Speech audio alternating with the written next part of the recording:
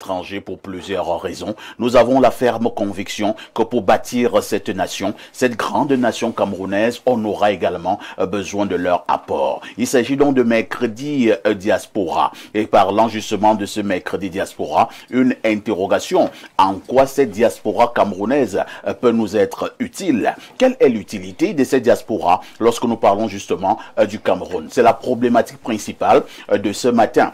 Toujours dans le cadre de ce programme, nous allons accueillir tout à l'heure la très étincelante Claudia pour une balade informationnelle. Toujours dans le cadre de votre production, on vous livrera également, comme cela se doit, votre dénonciation. Le canal 6, mais également le canal 508 sont à votre disposition pour bénéficier de tout cet apport. Merci de continuer à faire confiance à Info TV, votre chaîne de télévision, et qui monte encore. Roger Kirdekiki, bonjour. Je vous dis bonjour, hein. C'est toujours un immense plaisir pour moi d'être ici pour honorer de ma présence votre invitation. Je salue vos téléspectateurs, très nombreux encore ce matin, à nous regarder. Merci. Roger Kirdekiki est journaliste d'investigation. Il brille dans le cadre du journalisme politique. Merci d'être là. Merci. En face, ne pas en face, mais à côté de Roger, on accueille Alain Douk, qui est notre invité permanent. Alain Douk, bonjour. Bien le bonjour, parfait. C'est un plaisir d'être là sur ce plateau ce matin. Je profite de l'occasion pour saluer l'importante communauté du grand hôpital, comme certains aiment bien à l'appeler, Espace Minime. Je salue de même les co-discutants déjà installés. Je salue le top management et tous les petits ouvriers de l'ombre. En face d'Alain Douk, nous accueillons notre consultant permanent. Il s'agit de Pierre Blériot, alias Castou. Bonjour et bienvenue au programme, Blériot. Bonjour, parfait, et merci de m'associer à ton panel ce matin. J'ai reçu des messages un peu bizarres. Ah bon? J'ai quitté précipitamment le plateau hier et les gens m'appelaient pour savoir quelle direction. Bon. Vous savez que nous avons toujours en mémoire cette affaire du Prado Noir. Oui. Oui, je ne peux pas prétendre que ça ne puisse jamais arriver. Mais je voulais les rassurer, il n'en était rien. J'avais une convocation qui devait commencer à 11h30. Et vous savez, j'aurais pu ne pas y aller. Ouais. Mais il fallait que j'y aille pour montrer que je respecte les institutions. Voilà, je respecte les institutions. Bon, maintenant, quand les affaires sont pendantes, il ne faut pas en parler. Mais qui est que le sait? Si vous prenez la parole en public tout le temps, vous aurez des convocations tout le temps aussi. Oui, tout à fait. Ouais, c'est-à-dire, surtout, si vous voulez être un libre penseur. Je sors par là avant de souhaiter joyeux anniversaire à deux personnes importantes. Il y a un Bombok qui m'a copieusement insulté sur les réseaux sociaux. Ah bon? Bon, je lui ai répondu là-bas. Je ne vais pas utiliser cet autre instrument, mais je le renvoie à la même page pour les réponses que je lui ai données là-bas. Il lui t'insulte pourquoi? Bon, il est même... Bon, je ne sais pas. Ma tête ne lui plaît pas. Il trouve que j'affronte ma communauté, des choses comme ça. Bon, mais je lui ai répondu là-bas. C'est un jeune, il est relativement jeune. Mais à côté de ça, donc, il y a des Bombok plus sérieux. Je voudrais souhaiter joyeux anniversaire à un Bombok très sérieux. Bombok Eok Makon 2, qui a 63 ans ce jour. Bombok Eok Makon 2 est un oncle à moi, de la grande famille de Ruben Oumniobe, qui a été intronisé. Je ne sais pas si la réalisation refuse de faire passer l'image de Mbombok Eok Makon 2. Il a été porté au sacre du Mbok par le plus capé de tous les Mbombok de chez nous, qui s'appelle Mbombok Gwit, qui est l'oncle direct de Ruben Oumniobe. Donc lui, l'oncle direct de Oumniobe? Oui, oui. Lui vit encore? Oui, mais bon... Ou bien son oncle dans la famille? Dans la famille, vous pouvez... Bon, quand je dis la famille est structurée, le Mbombok est le père de tout le monde, en fait, chez nous. Même s'il est votre petit frère, il est votre père. J'aurais même pu dire le père de Oumniobé, mais c'est son cousin. D'accord. Qui a donc porté au sacre du Mbok ce monsieur qui est Eokma Kon 2, qui a 63 ans aujourd'hui. C'est l'un de nos plus fidèles téléspectateurs. Et c'est un aîné. Normalement, je devrais appeler un père parce qu'il est petit frère à ma maman. Mais c'est un aîné qui sait respecter les cadets qui font des efforts. Il y a beaucoup d'aînés qui sont pleins de jalousie. Ils ne comprennent pas que chacun a son heure de gloire. Voilà un modèle de grand frère qui sait respecter les petits frères à leur heure. Il y a des grands frères, s'ils ont été grands au village, personne, lui, il m'a toujours soutenu, il me dit non, petit frère, ce que tu fais est bien. Vous êtes deux ou trois Longones qui nous font honneur. Parce que je ne le cache jamais, Cabral Libi est mon cousin. C'est un Longone. J'ai un autre digne frère Longone qui est à l'ingénierie du ministère de la Communication. Oui, il s'appelle Mbok André Bertrand. Donc nous sommes trois jeunes gens qu'il apprécie particulièrement. Très bien. Et qu'il soutient. Merci, hein. Donc joyeux anniversaire au Mbombok. Alors, j'ai vu Kiek, vous connaissez ce Mbombok? Je salue... Ou bien vous voulez parler globalement du Mbok? Je salue Mbombok Makodma Pondi. Ah, vous le connaissez? Qui est un vétéran du journalisme politique. Parce qu'il a été journaliste d'Aïdjo et de Paul Biya à Cameroun Tribune. Il est initié de l'ordre de Mbok dans l'Union Ekele, là-bas également. C'est un patriarche. Il racontait une anecdote tout à l'heure et je voulais partager la mienne. Alors, il y a exactement près de 18-20 ans, je suis en train de chevaucher la montée du palais des congrès un jour. Une voiture qui ressemble à une fourgonnette où on transporte le pain. Elle a l'air banale vue de l'extérieur. Elle s'arrête tout à côté de moi. En 3 secondes, quelqu'un qui se trouvait à l'avant m'avait empoigné déjà. La portière s'était ouverte et j'étais déjà dans la voiture. Et la petite fourgonnette que vous voyez là est très climatisée, celle-là. Je ne sais pas si les autres sont comme ça. Et puis il y avait un fauteuil rembourré à l'intérieur. Et le grand patron était assis là à l'intérieur. On est devenus amis plus tard. Ce grand patron, c'était qui? Un grand patron, assis là. C'était qui? Il me regardait. Et les gens qui marchaient n'avaient rien compris de ce qui s'était passé. Ça avait été très rapide en quelques secondes et j'étais assis là-dedans. Il m'a souri. Assois-toi, bienvenue. La fourgonnette, elle est insonorisée, elle est climatisée. Elle a un fauteuil de salon en cuir à l'intérieur, fauteuil rembourré. Et le chauffeur, ni ceux qui conduisent, personne. Quand vous êtes là à deux, le grand patron et toi, personne ne vous écoute. Le grand patron m'a dit, je t'ai vu et je voulais te faire mi-chemin. Et je savais sur quel genre de dossier je venais de travailler entre-temps. Et puis on a discuté de tout et de rien. Et le grand patron m'a dit, tu sais, quand tu es un très grand journaliste, nous te respectons. Mais tu sais que tu ne peux pas être aussi grand si tu te mets à dos les services spéciaux ou les services de renseignement. C'est nous qui faisons souvent que chaque fois que quelqu'un dit au téléphone, allez donner du poison à Kiek de Kiki, ou alors allez lui faire un coup à tel endroit, nous anticipons. Mais nous ne te faisons pas savoir que nous avons anticipé. Quand tu penses que tu es trop fort, que tu es mystique. Mais non, il faut être très sérieux quand tu fais ton travail. Voilà. Hein? Bon, écoute. Si tu as des soucis, tu nous cherches. Voilà. Et il m'a fait mi-chemin. La fourgonnette s'est arrêtée.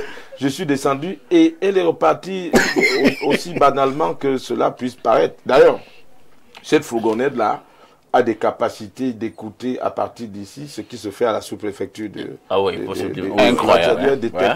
Elle suit des conversations dans un lieu à distance. Ah bon? Et j'avais donc découvert que notre pays a des équipements très très sophistiqués et des moyens pour écouter. Vous dites qu'il y a environ 18-20 ans. Oui. Je ne vous dirai jamais qui est le grand patron. Ah non, en off, je vais te cuisiner. Non, vous ne pouvez pas faire du journalisme politique d'un certain niveau sans vous faire sans vous frotter à des réalités. Sans qu'on te fasse mi-chemin. Et sans aussi sans être éprouvé, hein, parce qu'il faut être éprouvé pour gagner ces lettres de créance ou de noblesse. Alors, c'est une anecdote pour dire à Blériot que, bon, écoute, il commence à être intéressant, c'est bien, il faut continuer, il faut être courageux, il faut travailler. Mais chaque fois, en sachant qu'il y a la limite rouge, la limite rouge à ne pas franchir parce qu'on est sur le fil du rasoir. Si tu glisses, le rasoir te blesse. Il faut continuer à marcher sur le fil pour ne pas être blessé. Bon, voilà. En réalité, Roger Kiek, parlant toujours de ces services, je préfère appeler services spéciaux. Le Cameroun est très avancé. Hein. J'ai également une petite histoire à raconter. Il y a environ 7-8 ans, je m'en vais pour une mission à N'Djamena. Vraiment une simple mission à N'Djamena. Et en soirée, nous partons. Il y a un quartier populaire à N'Djamena qu'on appelle Kabalaï. Et là-bas, on retrouve plusieurs Camerounais. Je m'en vais donc pour boire un verre et je mange du bon poisson. C'est là où on boit une bière quand on est Camerounais. Oui, à Kabalaï. Et là-bas, j'ai eu une situation avec une dame. Par la suite, au petit matin, je saute l'histoire, hein, parce qu'elle est trop longue. Mais au petit matin, la fin n'était pas bonne. Bon, en journée, moi, je continue ma mission, j'écris mes papiers. Et un monsieur se rapproche de moi, il me dit « Bonjour, parfait, ici ?» Je dis « Bonjour, monsieur. » Il me dit « Comment tu vas ?» Je dis « Ça va. Hein. » Il me dit « On t'a manqué de respect la nuit, ça ne se reproduira plus. » Je vous assure, là où la dame m'a manqué de respect, il n'y avait personne. Blériot, il n'y avait personne. Je lui demande, mais comment vous le savez? Il me dit, non, c'est pas important. C'était pour que tu saches que tu te crois seul, mais tu ne l'es pas. Il me dit, ce n'est pas important. Il me dit simplement que on respecte les gens comme vous, parce que vous abattez un très grand travail. Je lui dis, vous, c'est qui? Il me dit, je suis Camerounais comme toi. Il dit, ah, ok, d'accord. Vous êtes Camerounais comment? Vous êtes journaliste aussi? Il me dit, c'est pas important. Qu'est-ce qui n'est même pas important?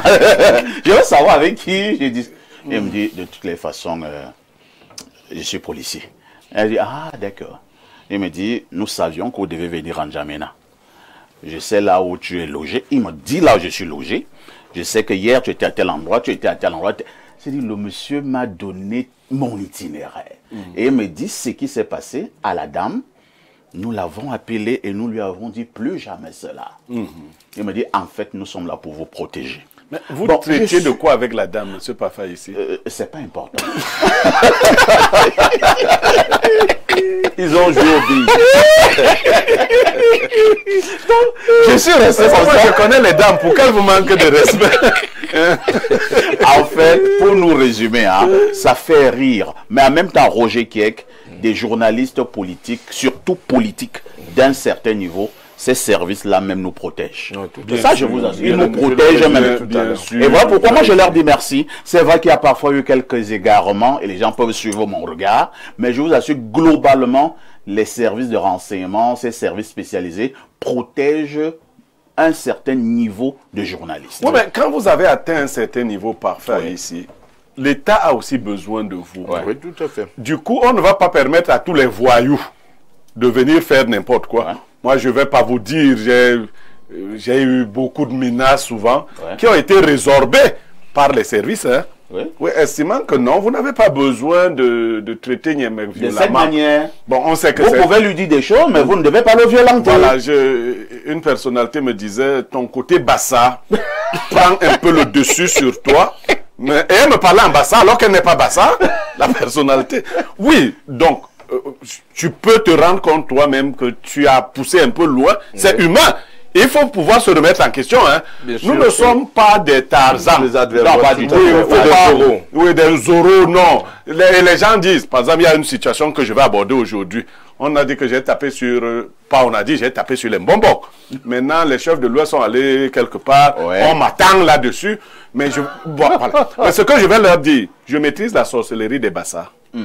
Je sais comment me protéger des Bassas. Mais pas celle... Je ne maîtrise pas la sorcellerie de l'Ouest. Ah bon? Que chacun tape sur ses chefs. Non, je préfère vous... Quand je m'attaque aux bonbons qui n'agissent pas bien, je sais à quoi je m'attends. Moi-même. Et je sais que je suis dans mon univers mystique. Maintenant, j'ai vu les chefs, Chang, Bafoussam, tout le monde, tout l'Ouest. Si vous voulez taper, vous-même vous tapez sur vos propres chefs. Donc ce n'est pas... Je ne suis pas vendu non plus. Tout à fait. Bon, de toutes les façons, bravo à ces services pour ceux qui travaillent bien. Je vous assure, j'insiste, ces gens-là nous suivent à la loupe.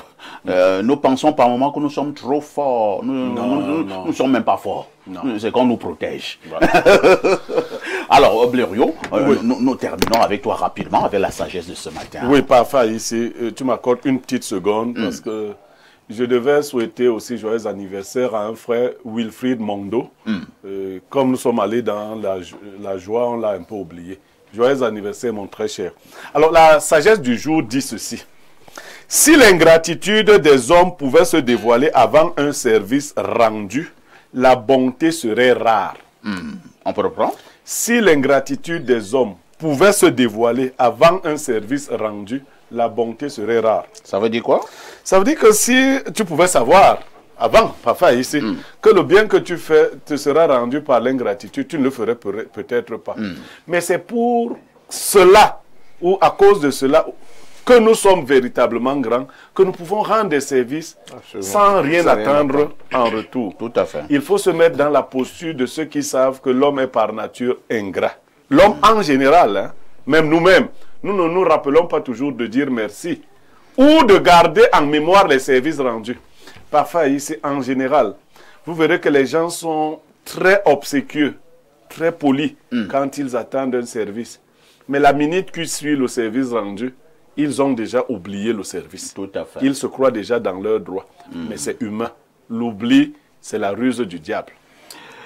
Ah, l'oubli, c'est la ruse du diable. Moi, je ne vais pas accueillir une diablesse, je vais accueillir une bonne dame. Il s'agit de Madame Bissot Obiela. Bonjour et bienvenue, Madame. Bonjour, papa, ici. Bonjour, c'est toujours un plaisir d'être chez vous. Bonjour au panel. Bonjour le Cameroun. Ça faisait longtemps que vous n'étiez plus venu nous dire bonjour par ici. Hein. Ah oui, obligation professionnelle. Je suis déjà hors de la vie. Et quand je rate un plateau, ça me fait très mal. Parce que même avec les problèmes de réseau, problèmes de lumière, nous ne pouvons pas vous suivre à la lettre dans nos bourgades, bien que nous soyons dans le centre. Comment va notre frère du Nord, Bello Bouba Maïgari? Ah, très bien, très bien. Il a la pêche. La pêche. Il était chez son frère l'autre jour. Il était chez Issa Chiroma Bakari. Ils se sont embrassés. Hein. Ils se sont embrassés. Mais quand je les regardais, j'avais toujours l'image de deux vieux cowboys. Non, parfait. Vous oubliez souvent mes sagesses du jour. J'ai dit ici, n'aidez pas un politicien à détester un autre. Ni leur amour, ni leur haine ne sont durables. Quand je voyais Bello et Chiroma en s'embrassant, j'aurais voulu être à leur conversation. Pour vous voir un peu ce qu'ils se disent. Alors, ouais, Roger. Une anecdote à ce sujet-là.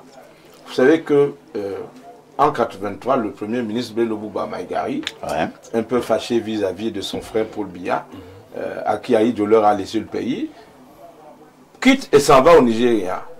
Il traverse la frontière à bicyclette et il s'en va rester chez Muhammadu Buhari, le général, un ami de Aïdjo.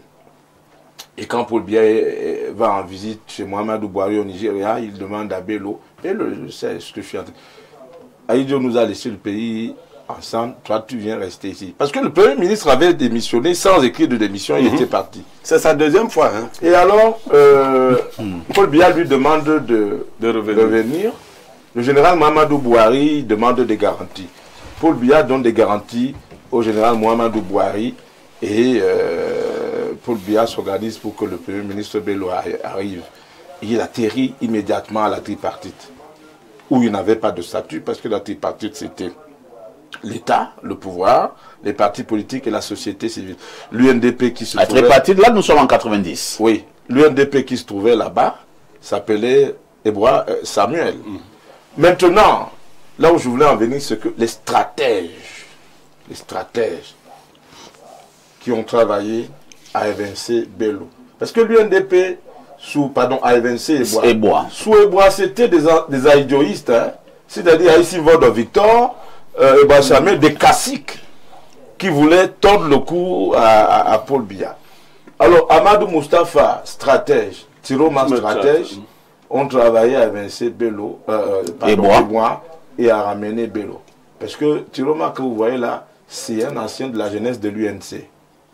Donc, ce sont des gens d'avant. Hein. Des vieux renards. Des vieux renards politiques. Il a été à la jeunesse de l'UNC. Non, je suis en train de vous dire, ce sont des faits historiques. Alors, voilà des renards, un trio extraordinaire qui va se brouiller quand ils prennent le contrôle de l'Assemblée nationale. Ils chassent et boivent. Ils sont députés. Et on demande à leur grand frère Bello de proposer des ministres. Et le régime se débrouille pour faire savoir à Moustapha et Tiroma que dans la liste que propose Bello, vos noms ne sont pas là. Et le régime, par l'entremise du premier ministre d'alors, travaille à faire entrer Tiroma et Moustapha comme ministre du gouvernement. Bello leur dit, ce n'est pas vous que j'ai choisi. Ils disent, nous entrons. Et Bello les exclut du parti. Et Tiroma ira créer, Tiroma ira avec Moustapha dans la NDP et puis plus tard son parti politique. Mais ce sont des combinaisons parce que tous les trois que je viens de citer là ont travaillé d'abord dans l'entourage d'Ahidjo. Ils sont héritiers d'Ahidjo. Et leur frère, c'est Paul Biya. Ils ont un autre frère qu'on appelle René Sadi, qu'Ahidjo a toujours porté. Ouais, mais c'est pas bien hein, de citer René Sadi maintenant par rapport à je vous dis pour terminer que quand Ahidjo quitte le pouvoir, il demande à limitons nos trois pour vous avez d'abord cité. Bon, voilà. Limitons-nous à ça, je dis, ce sont trois jokers politiques. Voilà, c'est bon. Qui sont dans la main politique de ce que Ahidjo a appelé le Grand Nord. Parce que le Grand Nord est une construction politique d'Ahidjo. Merci, hein. Voilà, merci Roger. Nous allons d'abord marquer une touche pause et on revient pour la suite.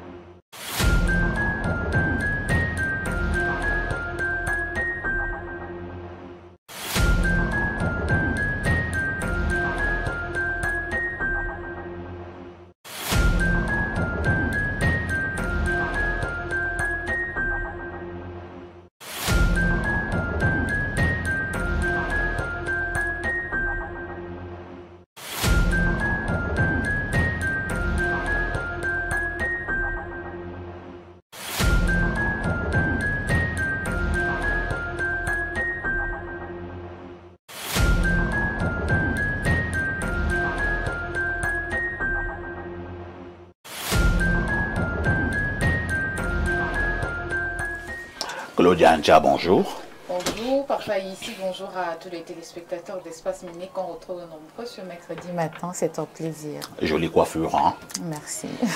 Que disent les journaux?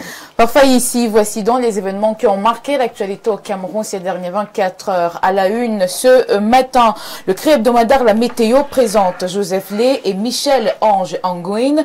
Ce qui les unit est au-dessus de tout, à savoir Dieu, le Cameroun, l'Est et Paul Biya. La réconciliation entre les deux frères à ce 11 août à Doumentan a été catalysée par le ministre de la Santé publique, Manaouda Malachi, par ailleurs et surtout beau-fils du Oignon, département dont les deux dignes fils sont originaires. À l'occasion de la tournée du ministre Santé dans le cadre de la campagne de santé gratuite au Soko Akiba Mama Chantal Biya sur l'ensemble de la région. Avec le quotidien Info Matin, on parle de présidentielle 2025. Paul Biya, candidat des chefs traditionnels de l'Ouest. L'importante délégation de 42 dignitaires venus des 8 départements de la région est conduite par Sa Majesté Fondant Victor Canadeux de la chefferie de Bafou à ce 12 août au Palais de l'Unité et réaffirmer son soutien au chef de l'État pour les valeurs de paix et d'unité qu'il incarne. C'est au cours d'une audience à eux accordée par le Minitat RGPR Ferdinand Gongo, président du comité stratégique de campagne qu'assistaient Dieudonné Philippe Bargambois et Mohamedou Moustapha, respectivement ministres chargés de mission, et secrétaire général adjoint numéro 2 à la présidence de la République. Population, agriculture et élevage, on en parle avec le quotidien Capitaux Public, Cameroun Tribune, recensement général en 2026. L'information ressort de la réunion interministérielle présidée hier à Yaoundé par le Premier ministre, chef du gouvernement, Joseph Dion Ngouté. Tous les financements nécessaires à cette opération sont enfin disponibles et les activités préparatoires sont également déjà bouclées, nous informe Marie-Claire Nana en page 4. Le quotidien Mutation présente deux visages, Bello Bouba, Issa Tiroma, le duo Joker. Les deux candidats à la présidentielle se sont parlé hier à Yaoundé. Une coalition entre les deux ministres démissionnaires, tous originaires du Nord, élargie à d'autres leaders influents, pourrait redessiner le rapport de force de l'élection du 12 octobre prochain. La page 7 nous renseigne davantage sur cette actualité. On parle également de présidentielle 2025 avec le quotidien régional d'information du Nord Cameroun. Guibaï Gatama présente également Bello Bouba et Issa Tiroma rencontre au sommet à Yaoundé. Lire la page 9 pour en savoir davantage. Même son de cloche avec la nouvelle expression qui élargit la présentation des visages. On parle désormais de Bello, Tiroma et Kemto. La complexité d'une coalition. Docteur Aristide Mono montre comment Kemto est face à un choix comélien en ce moment avec les faiblesses et les forces d'une candidature consensuelle autour de ses croix personnalités selon un axe Grand Nord-Sud pour venir à bout du renouveau le 12 octobre 2025. Le jour est en kiosque ce mercredi. Ici, on rend hommage à Amadou Aïdjo et Hissène Abré, voisins au cimetière de Wof. Des Camerounais se rendent régulièrement ces dernières semaines sur la tombe du premier président du Cameroun. Certains prient pour la paix et une nouvelle gouvernance alors que d'autres croisent les doigts pour le retour de ses restes sur la terre de ses ancêtres. Le reportage intégral est à lire en page 5. L'actualité en kiosque ce mercredi, c'est aussi l'affaire Bansena. On en parle avec le Messager. Un écran de fumée, point de suspension, injustement impliqué dans une affaire de meurtre dont il est étranger, brocardé et noirci sur la toile sur ordre de certaines officines à des fins inavouées. Steve Binou est à nouveau sur le feu des projecteurs. L'enquête est à lire en page 7 de ce journal paru en kiosque ce matin. Je clôture cette revue de presse avec l'économie quotidien qui fait une évaluation, cartographie des difficultés que rencontrent les entreprises par région. Chaque zone du pays présente des contraintes particulières qui freinent leur compétitivité. Apprend-on parfait ici. Merci Claudia pour cette abondante actualité au Cameroun. Actualité parue en kiosque. On s'est dit simplement à demain 10h. À demain 10h, bonne suite d'émission parfait. N'oublie jamais le conseil. Petite Claudia, tout ce qui brille n'est pas or. Ma petite reste très très prudente. Nous marquons une autre touche pause.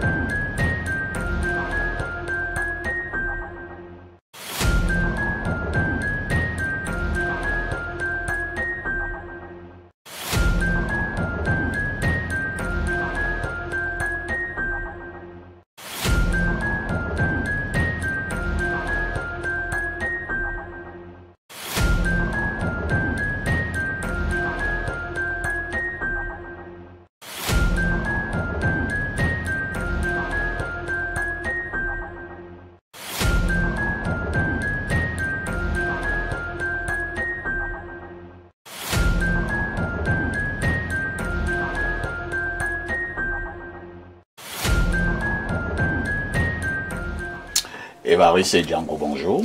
Bonjour, parfait. Je souligne que vous êtes au chargé de la communication de l'ONIES. Bien évidemment, parfait. Alors, vous pouvez nous parler rapidement de ces activités organisées de ce côté. D'abord, pourquoi Olembe Golden Week, 4 mois après les journées portes ouvertes sur le même site? Alors, merci, parfait. Je vais répondre très laconiquement pour vous dire que je voudrais d'abord vous remercier. Quand je dis vous, je parle d'Info TV et de vous-même, etc. Parce que C'est dans ce même studio qu'a été martelé plusieurs fois par le grand frère Niemek qu'il fallait aller visiter le complexe sportif d'Olembe que de rester faire des commentaires périphériques alors qu'on n'y a jamais mis les pieds. Et je pense qu'à cette occasion, pour la toute première fois, on a procédé à une démystification du mécanisme. C'est-à-dire que nous avons tout ouvert, y compris les compartiments qui, comme vous le savez, ont souvent été viciés par certaines polémiques. Et on a dit l'hôtel, que certains disaient ne pas exister, le centre commercial, tout au moins, ils ont vu les gros œuvres. Alors, il se trouve donc qu'à cette journée, nous attendions entre 3 000 et 4 000 personnes, considérées comme de nouveaux ambassadeurs. Et surprise de toutes les surprises, on s'est vu ce soir-là en train de recevoir plus de 10 000 personnes à Olembe. Tout de suite, on a compris qu'il y avait comme une sympathie, une fusion entre le public qui souhaitait justement se familiariser avec ces infrastructures-là et ce que nous étions en train de proposer. Alors, sauf que, anecdotique, je voudrais dire, ce soir, on devait achever à 15h30, mais on a eu du mal à 17h30 à faire partir les gens. En le disant, c'est clos, c'est terminé, partez. Vous savez, au Cameroun, on traîne toujours le pied. Les familles arrivaient presque vers les 16h, 17h. Alors, il se trouve donc qu'à l'issue de cette opération et à l'étape de bilan, nous avons convenu avec certains partenaires. Quand je parle des partenaires, je parle des fédérations sportives, des associations, etc. Et même des petits vendeurs, disons-le comme ça, de ce qu'il fallait faire. Nous avons enregistré qu'il y avait une espèce de démente. Il y avait une espèce de reconnaissance vis-à-vis de cette belle œuvre de chef de l'État et on a enregistré la nécessité pour plusieurs personnes de renouveler l'expérience dans cette impressionnante structure. Alors, quelle sera la particularité de cet événement? Alors, la particularité est très simple. Nous allons tout simplement aller sur un mécanisme de reconduction du format du 6 avril dernier, c'est-à-dire que vous aurez des visites guidées dans le cas des activités permanentes. Donc, on aura des visites guidées et quand je parle de visites guidées, les visites guidés de tout, je veux dire des coulisses du complexe, dans leur entièreté, sans mystification de quoi que ce soit. Alors, à côté des visites guidées, le public aura le loisir de prendre part aux ateliers récréatifs. Ils peuvent être sportifs, ils peuvent être ceux de jeux de société. À cette occasion, vous aurez les pousse-pions, je crois que c'est ce qu'on dit. Tout à fait. Les pousse-pions, la marelle, les dorchés barbouches. Et à côté de cela, vous avez des fédérations qui sont... ouais, c'est là quand j'étais enfant. Voilà, des fédérations qui sont tenues. Voilà, il y a Roger qui me regarde, c'est sûr qu'il se souvient de quelque chose là aussi. Alors, des fédérations, voilà, des fédérations qui ont de l'expertise, dont vont certainement se déployer de nouveau. Et sauf que, à côté donc de ce format ordinaire du 6, on a des attractions spéciales. Et ce sera une grande première à Yaoundé, parce qu'il faut le dire, le complexe sportif d'Olembe est un complexe à multifonctionnalité. Donc, il n'y a pas que le football qu'on a l'habitude de voir, il y a plein d'autres disciplines qui peuvent se déployer là-bas. Alors, pour cette occasion, vous aurez par exemple le 5e grand tour moto du Cameroun, qui va se courir à Olembe. Chose inhabituelle. Quand je parle de moto, je ne parle pas des benskins de quartier. Comprenez de quoi je parle? Très bien, vous avez très bien compris. Dans le 5e grand tour de moto, Grand Prix, voilà, excusez-moi, Grand Prix moto qui va se courir à Olembe, vous avez un tour cycliste, voilà, qui sera organisé bien évidemment par la Fédération camerounaise de cyclisme. Vous voyez que chaque fois quand je cite une discipline, ce n'est pas l'ONIES qui a l'expertise de l'organisation. Ce n'est pas l'ONIES qui a la maîtrise, ce sont des professionnels.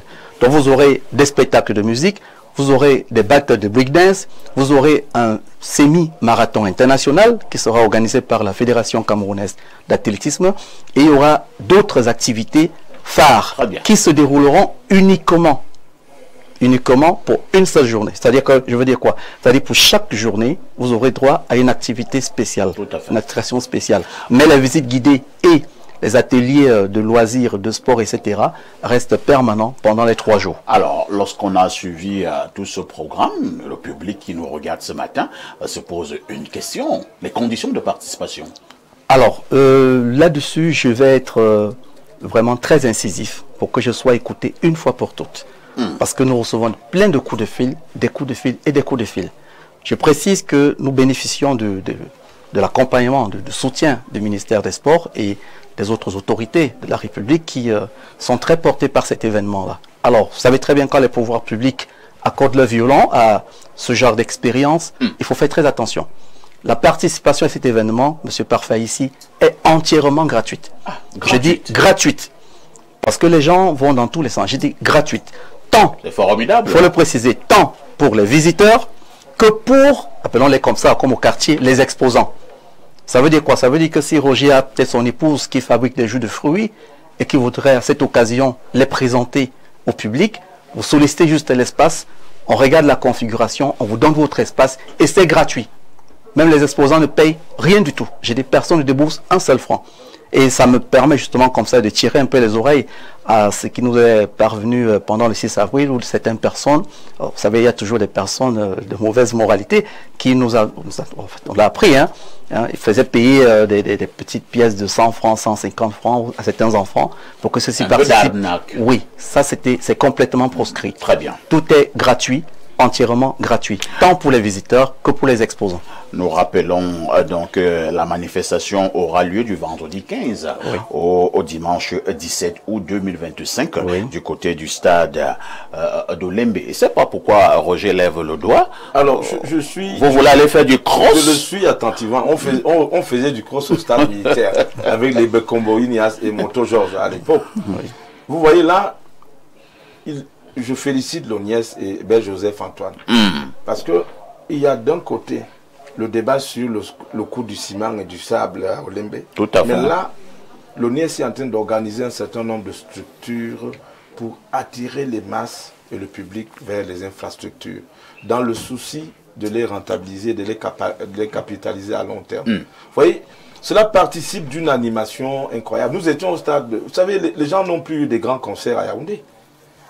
Le public a besoin de grands moments de distraction, d'animation de la société. Nous n'avons plus de salle de cinéma, nous n'avons plus rien. Et là, l'Oniès, au lieu de rester campé au bureau, travaille à attirer les masses, à pénétrer les masses, à offrir des espaces de défoulement, des espaces où on peut se divertir culturellement. Je vous félicite pour avoir vu cela.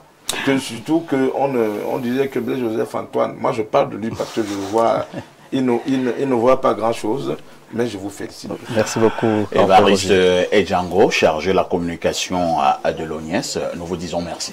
Alors c'est à nous de vous remercier, je pense que je l'ai fait à l'entrée, à l'entame de mon propos, pour tout ce que vous faites pour nous. Parce que franchement, je dois le dire comme ça, certaines personnes n'ont pas compris très tôt où est-ce que nous allions, quelle était notre vision. Mais je dis et je continue de le dire, Info TV n'a pas écouté les deux oreilles. Une seule fois, il s'est appris et c'est parti. Donc, soyez vraiment confortés dans votre position de télévision, de prestige. Et d'ailleurs, je pense que les chambres d'hôtel là-bas fonctionnent déjà.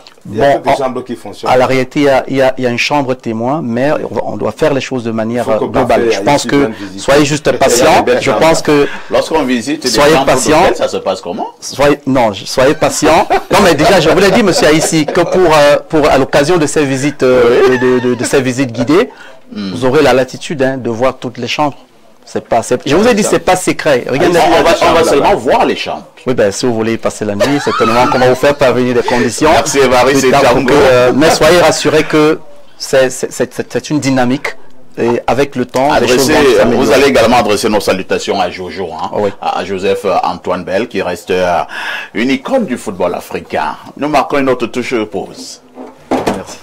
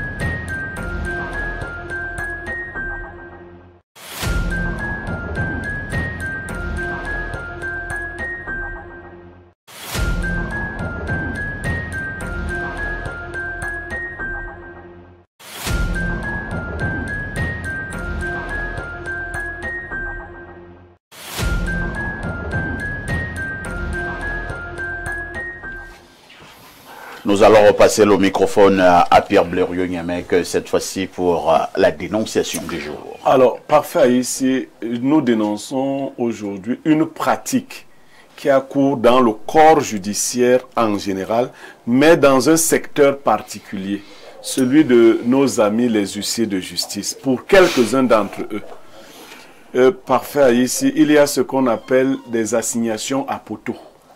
Ça veut dire quoi? Je vais expliquer. Un individu vous porte plainte, Oui. on lui donne des convocations à vous servir, et il ne vous les sert pas. Mais il reçoit, l'huissier valide, certains huissiers valident que vous avez bel et bien reçu les dites convocations et vous avez refusé de vous présenter. Et comme la parole de l'huissier fait foi en justice, parce que c'est un maillon important de la chaîne judiciaire, le parquet enrôle l'affaire. Et vous vous retrouvez en train de passer au tribunal quelque part sans être informé. Tout à fait. Et chaque fois quand on demande qu'on vous fasse des convocations, on continue de dire que vous refusez de répondre à ces convocations. Vous êtes donc finalement jugé par contumace ou, comment on dit vulgairement, par défaut. Et le jugement est prononcé. Tout à fait. Ça devient difficile. Des fois même le jugement est prononcé, vous n'êtes même pas au courant du jugement. Ça peut être un jugement... Vous avez un mandat d'arrêt. Un mandat. Oui. Un jour, vous allez manger du bon poisson Quelque part. à Chinga. Et Bon, on vous interpelle. Quelqu'un vous dit, monsieur, suivez-nous. Quand il n'a pas la fourgonnette, vous le suivez et il vous dit poliment, monsieur, ici, on ne veut pas vous brutaliser. Il vous présente un petit papier.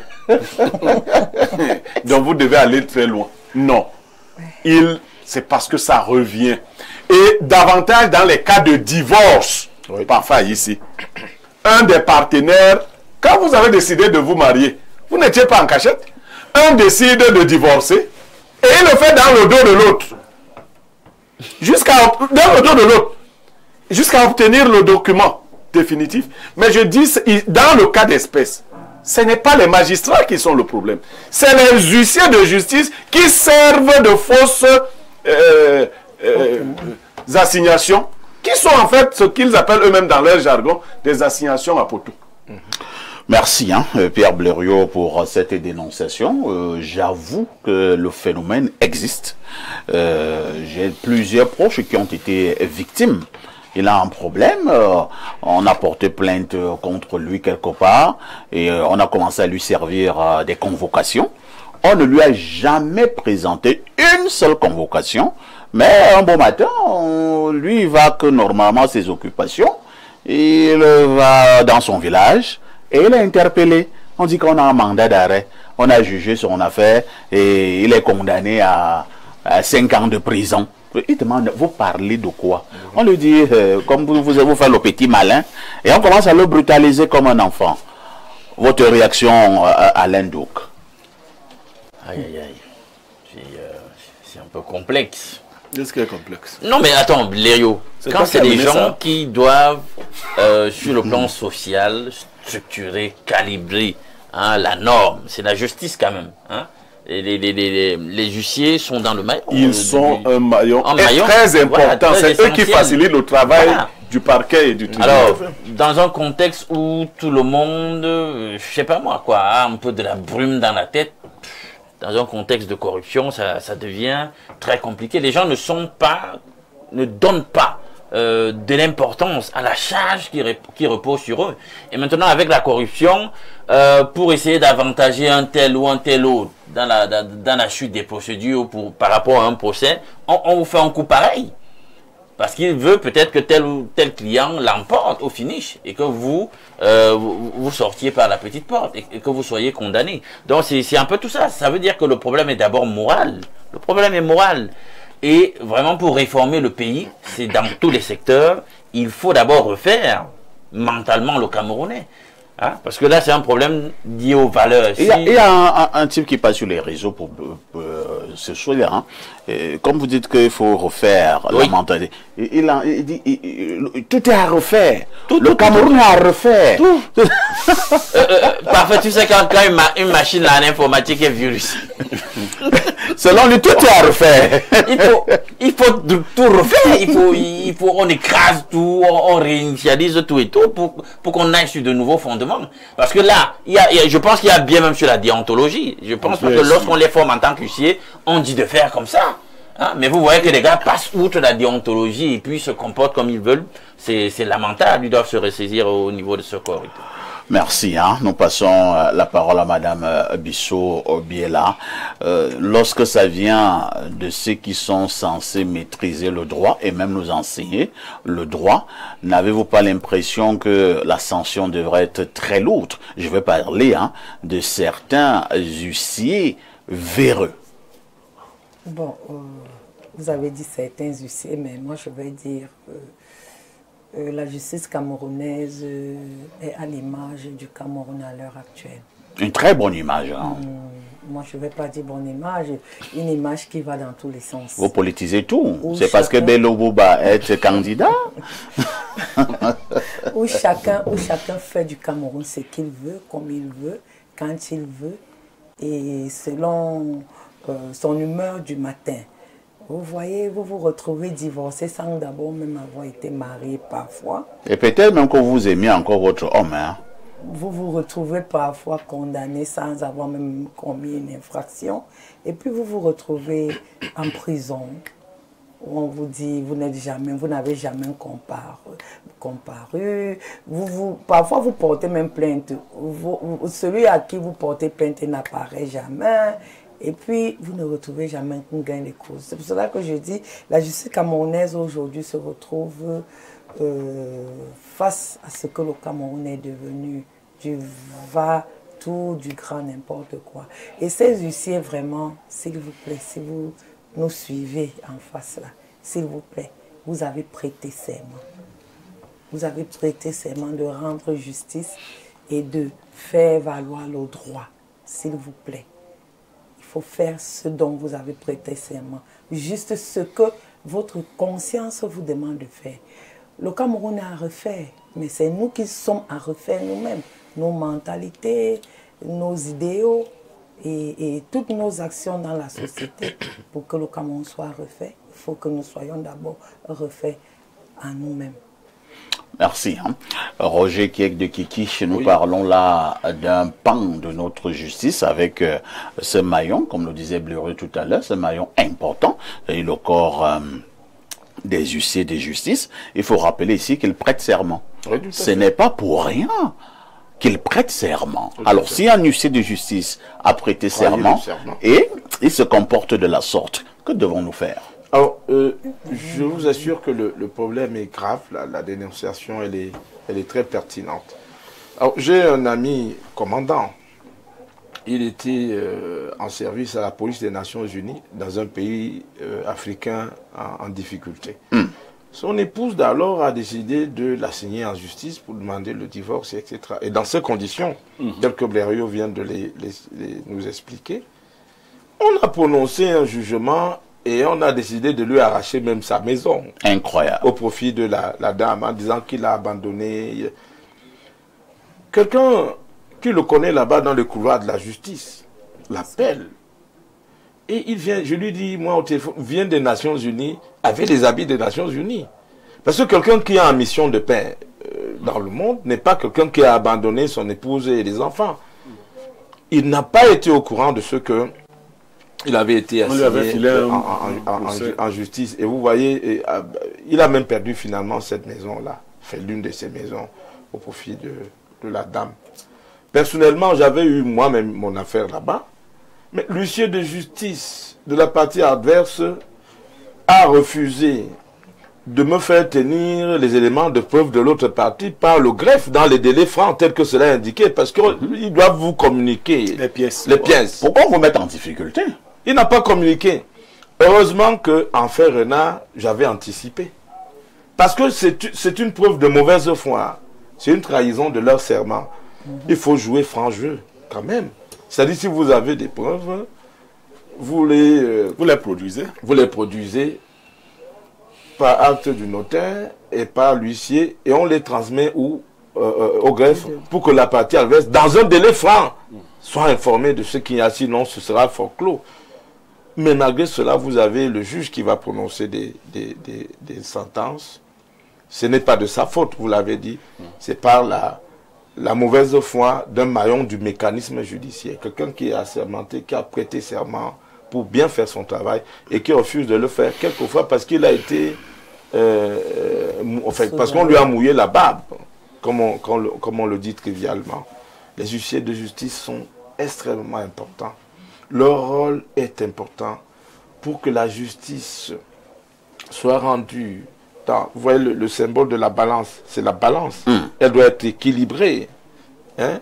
Il faut de l'équité, il faut de la morale, il faut de l'éthique dans leur travail. Les huissiers doivent se ressaisir un peu. Parce que ça devient, c'est une récurrence. Si tu sais utiliser ces gens-là, tu vas manœuvrer pour torpiller le droit des autres. Merci. Hein. Pierre Blériot, même lorsque nous nous attendons plus à avoir des difficultés dans ce pays, on est toujours confronté à des difficultés, ça devient très compliqué. Vous n'avez aucun problème contre cet huissier de justice, mais je me dis que si l'huissier de justice agit de la sorte, c'est probablement parce qu'on lui a promis des trucs. C'est ça. Oui, mais pour faire, moi, finalement, j'aurais des problèmes avec tout le monde. Je n'ai des problèmes avec personne. Je relaisse les cris. Vous expliquez? Non, vous avez peur des huissiers? Bon, vous avez dit ici que nous avons raison d'avoir peur des fois, non? Que c'était humain, que ces gens nous protégeaient. Non, parfois ici, l'huissier n'est l'ami de personne, il est comme l'avocat. Aujourd'hui, c'est ton huissier, demain, c'est mon huissier. L'huissier n'est pas là. Vous comprenez? Mais c'est parce que ces professions libérales, qui sont pourtant des professions nobles, commencent à être gangrénées. Dans des pays sérieux, on ne laisse pas entrer dans ce corps n'importe qui. C'est ça le problème. Les gens n'ont plus la dignité nécessaire pour faire certains métiers. Ailleurs, c'est des métiers de noblesse. C'est-à-dire c'est des gens de la grande classe au niveau moral et autres. Mais chez nous, quand tu as voulu être prêtre, on t'a envoyé là-bas, tu as voulu aller à l'EMIA, tu n'as pas pu. Donc tu t'es baladé, après tu es allé dans une étude. Tu as passé beaucoup de temps. Et grâce aux relations, tu as maintenant une charge. Mais parfait, quand on disait que quelqu'un avait une charge d'huissier, c'était pas n'importe qui. Aujourd'hui, vous avez n'importe qui réussit. Au début, c'était les expatriés. Voilà. Ça a évolué comme ça. Donc, il y a la mauvaise graine, comme partout ailleurs, qui est entrée et qui fait donc ses pratiques. Le magistrat ne peut pas se substituer à l'huissier. Non. Il est obligé de recevoir les pièces que l'huissier produit. Parce que l'huissier est ce maillon-là qui produit. Alors, le magistrat va agir sur la base des pièces que l'huissier lui a produites. Mais l'huissier doit s'assurer. C'est pour cela que je crois qu'il faut qu'on commence à ester certains huissiers en justice. Tout à fait. Prenons le cas qu'évoque... Il y en a qui sont souvent en prison. Je ne veux pas citer un nom. Voilà, prenons le cas qu'évoque Kiek. Voilà un fonctionnaire de police ou bien militaire. Un gendarme. Qui est en mission officielle. Sa femme reste lui coller un divorce sur... Attendez, vous parlez même des individus comme ça.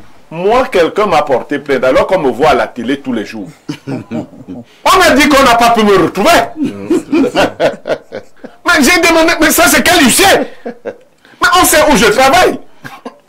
Mais, bon, on te voit, même si je ne travaille même pas, je viens quand même me balader ici de 10h à 12h. L'huissier peut...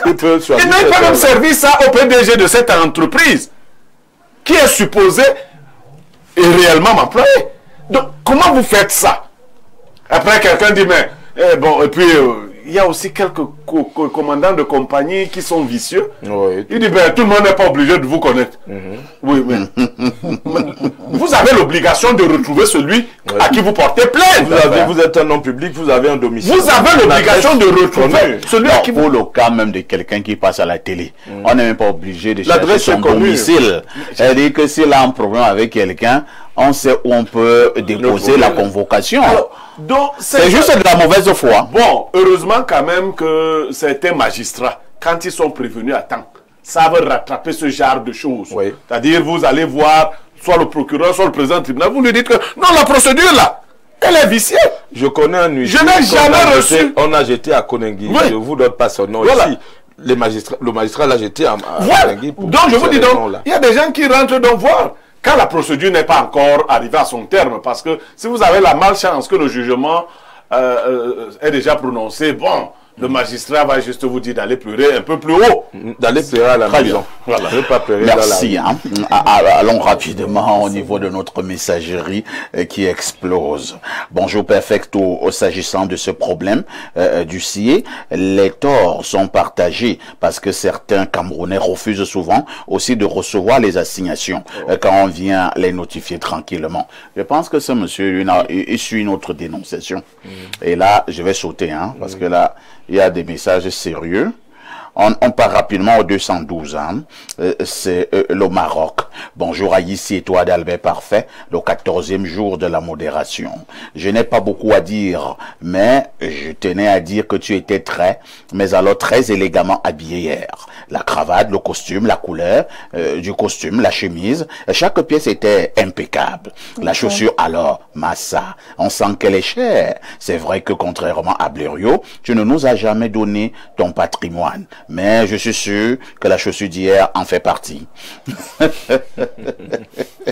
En tout cas, n'oublie pas d'inviter mon meilleur ami, l'imam, que je le taquine un peu. Recevez la pénétration de mon bonjour au fond de vous et jouissez d'une agréable journée. À demain 10h.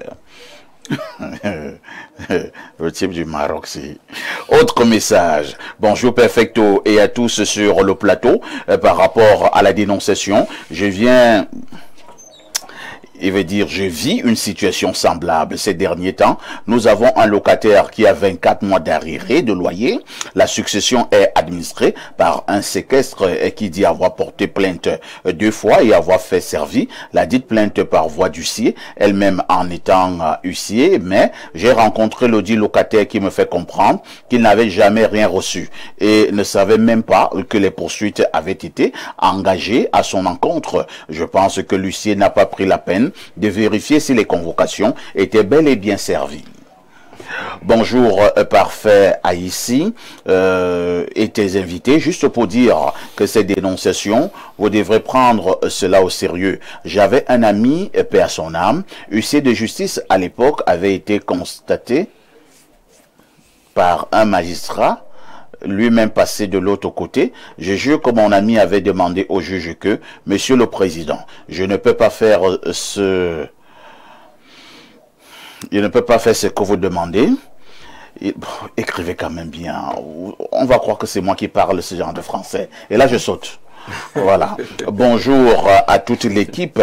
Concernant la dénonciation de ce matin, j'ai vécu ce genre de situation il y a de cela plusieurs années aujourd'hui. Le problème en question concernait mon grand frère, où il a été jugé à 5 ans d'emprisonnement par défaut, alors qu'il n'avait jamais reçu une convocation. Bref, jamais été même au courant qu'il avait un problème en justice. Vous voyez que le problème est réel. C'est un problème sérieux. J'espère que les magistrats nous écoutent ce matin. Hein. Bien sûr. Les magistrats doivent être maintenant de plus en plus vigilants. Alors, un autre message. Monsieur Parfait, ici, je vous écris pour partager avec vous l'expérience de mon grand frère qui a été injustement condamné et incarcéré à la prison de Monatélé pour plus d'1 an. L'affaire a commencé par une bagarre lors d'un deuil dans une chefferie traditionnelle à Obala. Malgré l'absence de plainte contre lui, mon frère a été gardé à vue à la brigade Obala et faute de paiement de la caution demandée, il a été déféré à la prison de Monatélé où il a passé plus d'1 an avant d'être finalement libéré. Je trouve cette situation particulièrement choquante. Bon, vraiment, nous avons un autre problème. Hein? Vous avez un autre. Maintenant, bon, s'il est assorti, ça va. Un autre message. Bonjour Perfecto. Blériot a eu la réponse à sa préoccupation. Tchamba a condamné formellement la sortie des chefs de l'Ouest au palais chez un de vos concurrents. Et donne le nom de ce concurrent. Et c'est une chaîne de télévision. Moi, Tchamba qui a condamné. Hein. Je ne reconnais pas cette chaîne de télévision comme étant concurrente. Il faut être sérieux. Bonjour Info TV, Monsieur Niemek Le Ferdinand, grand d'Info TV, qui nous sert des dénonciations sous haute instruction. Alors, je suis le Ferdinand Gongo. Pourquoi la dame sur le plateau veut pleurer? Même, il ne faut pas brouiller le message. Le Cameroun n'est pas à refaire. Le Cameroun n'est pas le Gabon où Ali Bongo a été débarqué tel un malpropre pour cause de restauration des institutions. Le Cameroun a juste quelques brebis égarées, des pharisiens qui méritent d'être chicotés à Kondangui comme cet imposteur du siège de justice. Bonjour, le plateau, je viens de vous prendre de court. Quel est le thème du jour? Merci de nous avoir perdu 2 minutes. Bonjour, Perfecto. S'il te plaît, demande au monsieur de Lognès. Il est parti. Bon, vraiment, il ne faut pas poser ce genre de questions tordues. Vous voyez un peu. Le monsieur de Lognès est venu pour une communication bien précise. Maintenant, vous avez vos discussions du bar. Et tu veux que moi, je vienne parler de ça ici à la télé. Vous n'allez plus continuer à m'utiliser comme ça. Hein? Et je ne lis pas. Et je sais que ça va vraiment te faire mal.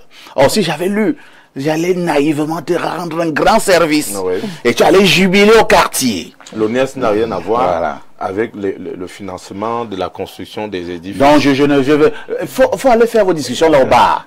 Alors, bonjour Monsieur Aïssi, ainsi qu'à votre panel du jour. Juste pour ajouter à la dénonciation de Monsieur Niemek, celle de certains huissiers qui reçoivent des pots de vin des prévenus pour retourner dire aux plaignants qu'ils n'ont pas pu retrouver leurs adresses. Plus jeune et sans emploi stable, j'avais connu pareil cas. Les magistrats doivent statuer sur le cas des huissiers véreux qui salissent l'image de ce noble métier. C'est Bertrand Amarois qui envoie cette préoccupation. Nous allons prendre 3 dernières contributions. Hein. Bonjour Parfait ici, ainsi qu'à tout le grand panel, particulièrement à mon frère Pierre Blériot. Par rapport à la dénonciation, la victime peut faire tierce opposition à de tels jugements unilatérales malgré les mandats d'arrêt et d'incarcération à condition de présenter les garants et payer obligatoirement les dépenses des avocats et payer obligatoirement les dépenses. Les avocats savent comment contourner ce genre de procédure injuste. Monsieur Ekindi Emmanuel depuis le village Yansuki Bakoko Vori Doura la 3e. Monsieur Yansuki, c'est bien, hein? Toi tu es dans la procédure. Mais quand on t'a arrêté, hein, ça devient compliqué. Des histoires que tu racontes que quand tu es là-bas, parce que dès que tu entres à la prison de Kondengele à Newbel, ça devient compliqué, mon frère. Bonjour Perfecto et à toute l'équipe, je suis un abonné de votre émission, la meilleure émission sérieuse du Cameroun objectivement. Ne changez pas l'équipe qui gagne s'il vous plaît. Et un bonjour spécial à mon ami et collègue Alain Douk. Moi c'est Charles Attini depuis Odja. Alors, que dit ce téléspectateur? Monsieur Parfait a ici, oh c'est un long message, hein? Je vous écris pour partager avec vous. Non. Bonjour, Parfait ici, le Balthazar de la modération. Vous êtes toujours très bien habillé et tendu comme une marmite d'un dolé au feu. Nous sommes tes plus grands fans, ici à Yaoundé, Foucault et Mana. Le Balthazar.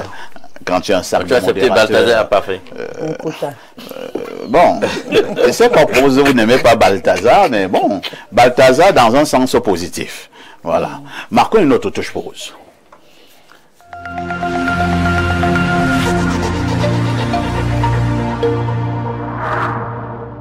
Le prolongement de la journée portes ouvertes du 6 avril 2025, voici au Lébé Golden Week du 15 au 17 août 2025. Pour cette édition, vous aurez droit aux visites guidées à plus d'une quarantaine d'ateliers récréatifs et pour chaque journée, des attractions spéciales. Tenez, vendredi 15 août, méga carnaval d'ouverture, parade équestre et spectacle de musique. Samedi, tour cycliste, bataille de breakdance et 5e Grand Prix moto du Cameroun. Dimanche 17 août, semi-marathon international, concours de jeux vidéo et grand spectacle de musique. Ça va chauffer au complexe sportif d'Olembe, le temple des sports et de la culture. Participation gratuite pour tous. Pour nous contacter, 620 68 27 99 698 33 12 46 694 27 76 31. Au commerce, gestion, fais ton choix. Stéco, t'ouvre les bons chemins. Stage, réseau, succès au bout des doigts.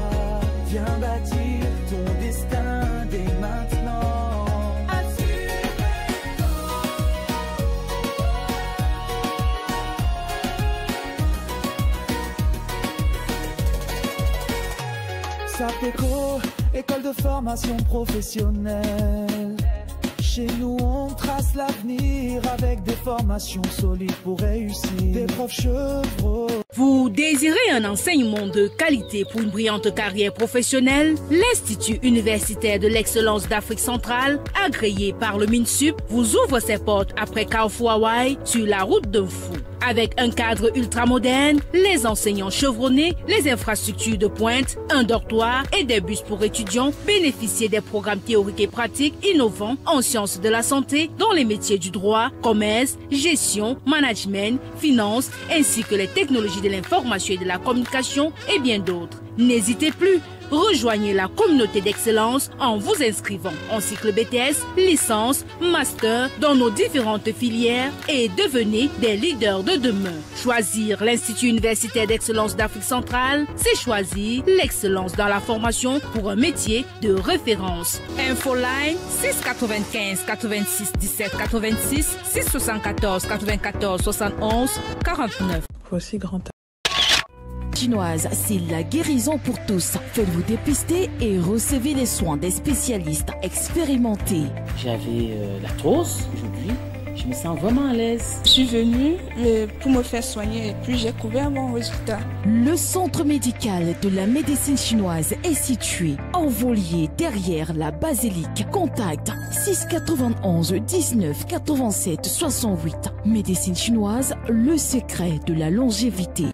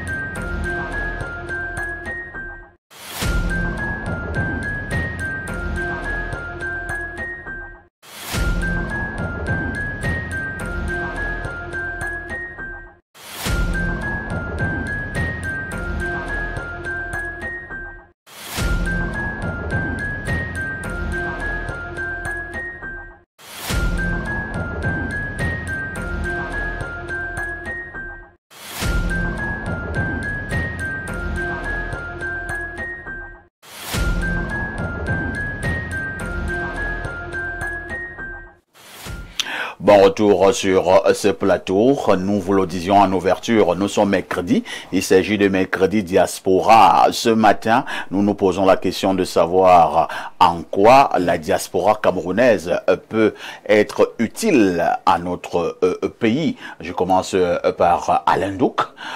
Alain Douk, regard général sur cette diaspora lorsque nous parlons surtout de son utilité. Bien. Déjà, il y a une utilité qui est factuelle. Et qu'on essaie d'endiguer jusqu'ici, c'est quand même une contribution en termes de devises de 400. On les y encourage de contribuer à la construction du pays. Ce qu'ils vont envoyer ici, ce sera vraiment prodigieux. Donc, on devrait gagner à travailler dans ce sens. Maintenant, les gars, ils sont pas très contents. Maintenant, qu'est-ce qu'on fait? Mais qu'est-ce qu'ils peuvent apporter? De son aspect des flux financiers. Déjà qu'au niveau du pays, on sait qu'il y a plusieurs foyers, plusieurs ménages qui dépendent en réalité de l'activité ou des activités ou du fait que certains des membres de la famille soient de la diaspora. Plusieurs familles là, des préoccupations d'ordre domestique sont résolues en réalité par des membres de la famille qui sont de la diaspora. Maintenant, il y a toute une intelligentsia. Il y a toute une intelligentsia que nous possédons au niveau de la diaspora, pour ce qui est du Cameroun. Je le disais ici, lorsqu'on parle en Afrique des diasporas hautement qualifiées, c'est comme ça qu'on dit, intellectuellement bien formés, respectés, on cite le Cameroun. C'est-à-dire qu'on ne cite pas 5 pays en Afrique sans citer le Cameroun. C'est quand même quelque chose à saluer. Ça veut dire que d'une manière ou d'une autre, nous nous distinguons. Nous nous faisons remarquer, nous sommes porteurs d'une certaine lumière et qu'on gagnerait à capitaliser. Or, d'autres ailleurs l'ont compris et utilisent donc l'intelligence camerounaise dans divers domaines d'activité pour propulser justement les écosystèmes où on retrouve des Camerounais en question. Chez nous ici, est-ce que nous le faisons à suffire? On a beau organiser à un certain moment des grandes messes où on disait on va faire ci, ça pour la diaspora, les initiatives en question sont restées quand même lettres mortes ou alors les résultats sont mitigés. Or, vous avez une diaspora qui peut véritablement changer la donne, donner leur l'opportunité de se déployer et d'apporter leur expertise. Et ça, je dis, dans tous les domaines. Vous voyez un peu, au niveau de l'économie numérique, des Camerounais ailleurs font des choses formidables, sont des ingénieurs dans certains niveaux, travaillent dans des entités corporatives quand même qui se distinguent à l'échelle mondiale. Mais vous allez voir qu'ici au niveau du pays, on se plaint toujours de la mauvaise qualité de réseau, le mauvais plateau technique de certaines infrastructures. Pourtant, on a des gars qui peuvent véritablement nous faire passer de la situation plutôt délétère dans laquelle nous nous trouvons pour une situation véritablement respectable. Vous connaissez, je sors par là un exemple, c'est celui notamment, on le dit fréquemment ici sur ce plateau, le nombre de médecins qualifiés que nous avons. Ce sont des milliers à l'étranger. Et notamment dans un pays tel que l'Allemagne. Et il n'y a pas que la médecine. Il y a des ingénieurs qui travaillent à Mercedes, BMW, etc. Mais comme on a décidé ici, même après avoir claironné qu'on monterait je sais pas moi, telle chaîne de montage de véhicules à crédit, ou ceci, cela, c'est resté lettre morte. Vous faites une mauvaise campagne pour le RDPC. À quelques semaines d'une élection, c'est pas bon. Voilà, c'est bon comme ça. Merci Alain Douk. Alors, Roger Kiekdekiki, vous et nous, de manière régulière, depuis un certain temps, nous parlons de cette diaspora. J'aime le dire depuis, lorsque j'ai introduit cette émission, nous avons la ferme conviction que ces Camerounais et ces Camerounaises qui sont allés de l'autre côté ont leur mot à dire pour pouvoir bâtir cette grande nation qu'est la nation camerounaise. Alors, en quoi cette diaspora peut nous être utile? Voilà, outre la diaspora constituée des apatrides et des gens que vous voyez cassés, on en a vu quelques-uns l'autre jour sur le toit de l'ambassade du Cameroun en Belgique. En dehors de cette diaspora-là, la diaspora camerounaise peut nous aider sur tous les plans, économiques, social, culturel. Alors, ceux qui dansaient sur les toits de l'ambassade du Cameroun en Belgique, c'est une mauvaise diaspora. J'ai quelques amis là-bas, ils font ça, ils dansent comme ça pour justifier l'asile politique. Ah bon? Ils sont pourchassés par le régime en place. Longuet qui chantait l'autre jour en disant qu'il est pourchassé et en train de vouloir revenir, il demande à nouveau pardon. Ah non, lui demande pardon à tout moment. Oui, mais entre-temps, maintenant, ça ne va pas être facile pour lui. Parce que Jenny Gento est à mort. C'est Jenny Gento qui était souvent... Les frères Epé et Koum ont décidé de l'aider à revenir. Il va encore se mettre à genoux. Il dit que si ton enfant a chié sur ton pied, tu ne vas pas amputer ton pied à cause de cela. Ça, c'est la sagesse que lui l'a créé. Voilà, il a créé. Bon, revenons à nos moutons pour dire que, en termes de transfert de fonds, les immeubles que vous voyez pousser partout, transfert de fonds, en termes de... Première utilité. Oui, d'échanges culturels, économiques, développement économique, lobbying et plaidoyer à l'extérieur, la diaspora peut faire beaucoup de choses.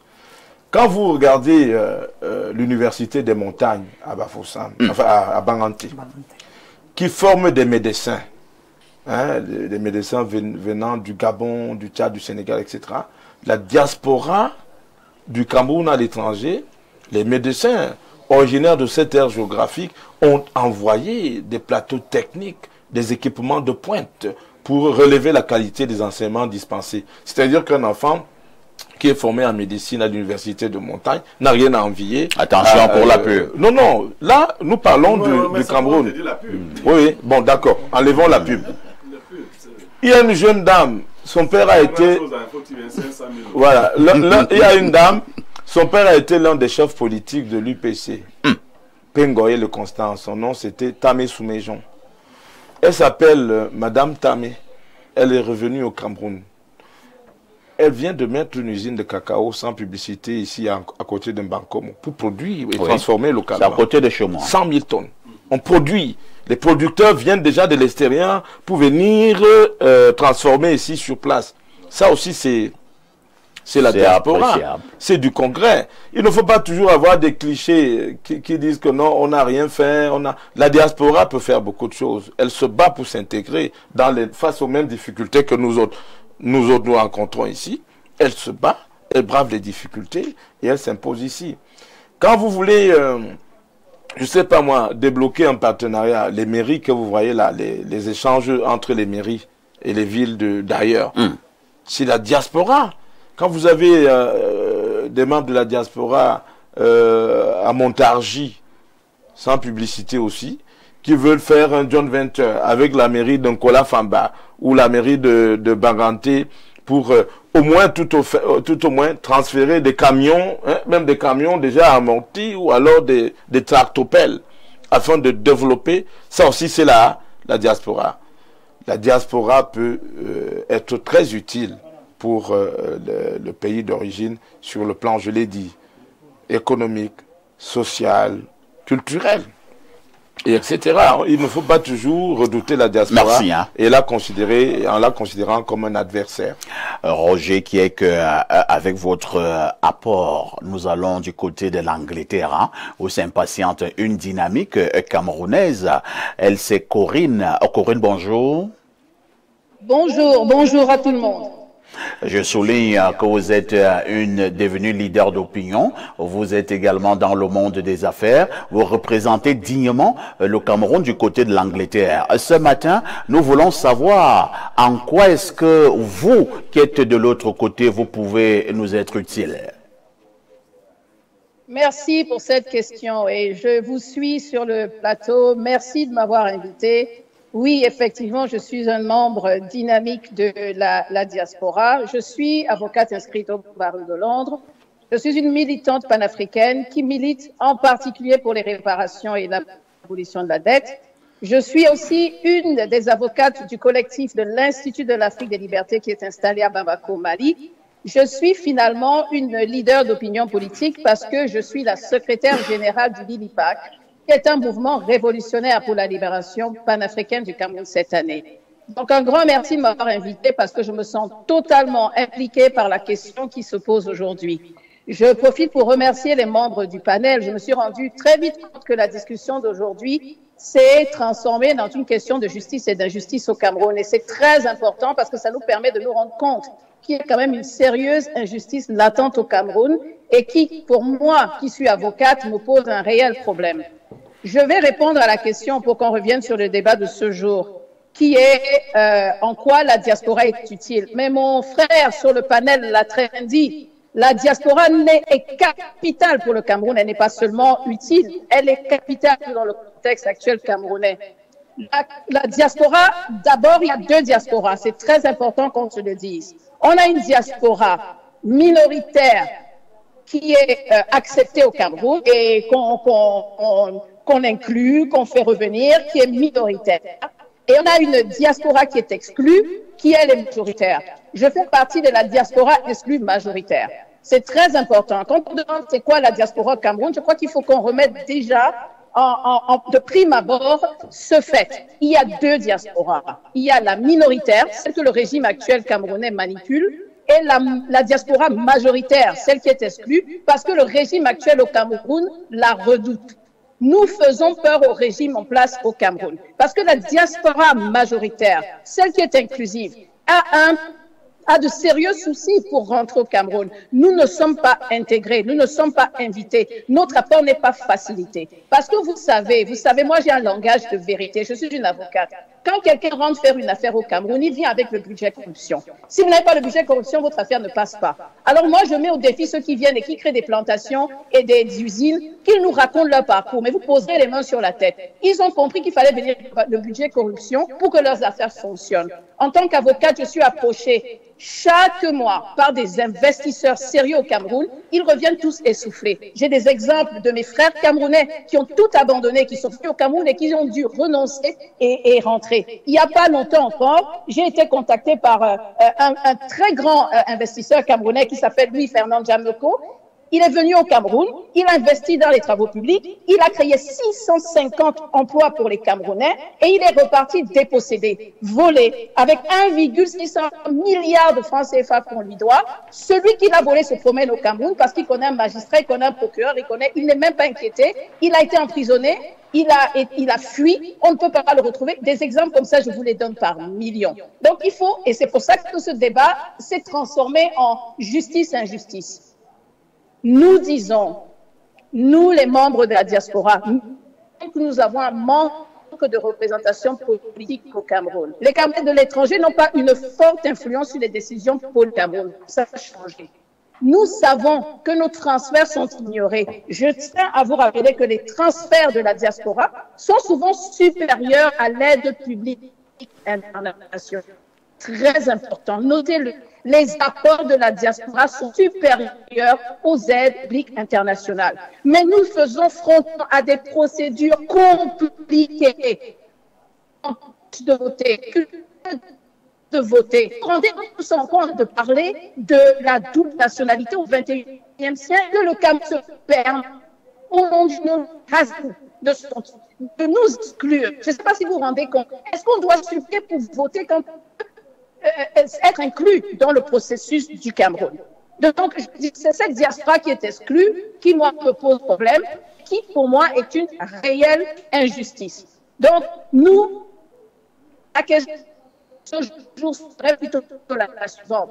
La marginalisation de la diaspora camerounaise dépend des politiques gouvernementales camerounaises. Si ces politiques comprenaient l'atout, les forces, la puissance qu'ont les diasporas, mais ce n'est pas possible, le Cameroun changerait demain.